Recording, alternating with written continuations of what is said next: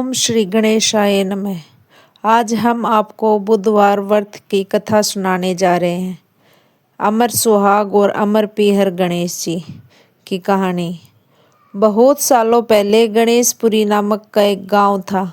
उस गांव में विनायक और बिंदु नाम के भाई बहन रहा करते थे। वो दोनों एक दूसरे से बहुत प्यार करते थे और हमेशा एक दूसरे का ख्याल रखते थे। बिंदु का एक नित्य नियम था। वह हर रोज सुबह घर के सारे काम करने के बाद अपने भाई विनायक का मुंह देखकर ही खाना खाती थी।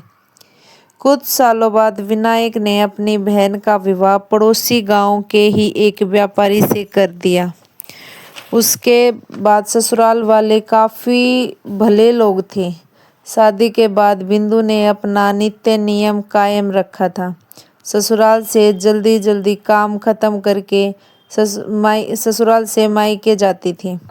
ससुराल से मायके तक बिंदु जिस रास्ते से जाती थी वह रास्ता खेतों से होकर गुजरता था।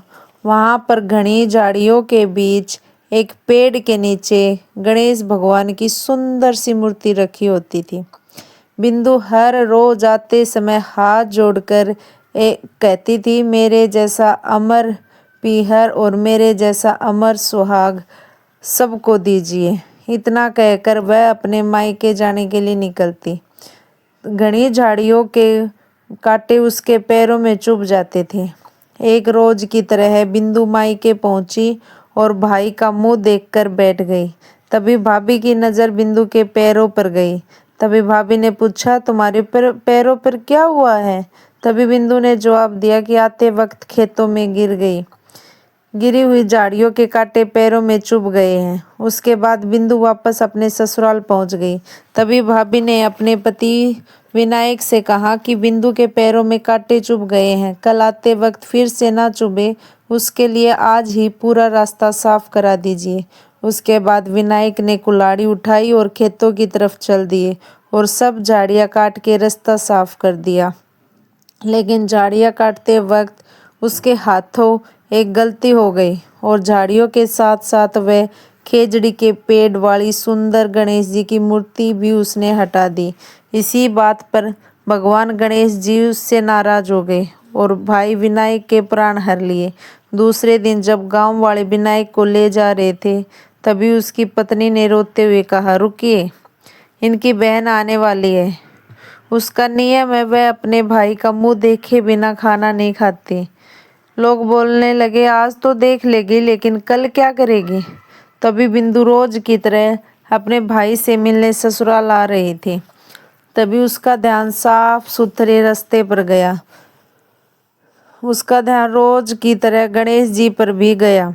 उसने देखा रोज की तरह गणेश जी की मूर्ति अपनी जगह पर नहीं है। तभी उसने उस मूर्ति को अपनी जगह पर रख दिया। बिंदु ने हाथ जोड़कर प्रार्थना की, हे भगवान, मेरे जैसा अमर सुहाग और मेरे जैसा अमर पीहर सबको दीजिए।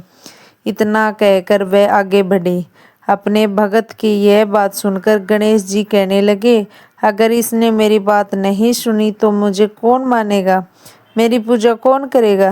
तभी गणेश जी ने बिंदु को आवाज दी, सुनो बेटी, जाते जाते इस खेजड़ी की 7 पत्तियां लेते जाओ और कच्चे दूध में घोलकर अपने भाई पर छिड़क देना, वो उठकर बैठ जाएगा।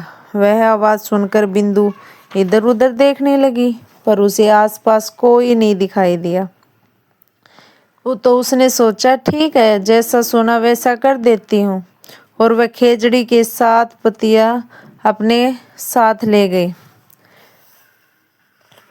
वो अपने मायके पहुंची और उसने देखा कि भाई के घर तो लोग इकट्ठा हुए हैं, लेकिन उस साइड में देखा तो उसकी भाभी भी जोर जोर से रो रही थी। सामने भाई का शव रखा था। तभी बिंदु ने सुनी हुई आवाज के अनुसार खेजड़ी की 7 पत्तियां घोलकर भाई पर छिड़क दिए। जैसे ही छींटे मारे उसका भाई उठ खड़ा हुआ। चमत्कार हो गया। बिंदु के भाई विनायक उठ बैठ गए। उठते ही बिंदु को बोला, मुझे बहुत तेज नींद आ गई थी। तभी बिंदु बोली, ऐसी नींद तो किसी दुश्मन को भी ना आई, और उसने अपनी पूरी कहानी अपने भाई को बताई। ये थी बिंदु और उसके भाई विनायक की कहानी। मान्यता के अनुसार यह गणेश जी की कहानी बुधवार के दिन सुनाई जाती है। वीडियो अच्छी लगी हो तो लाइक, कमेंट और सब्सक्राइब करके बताना।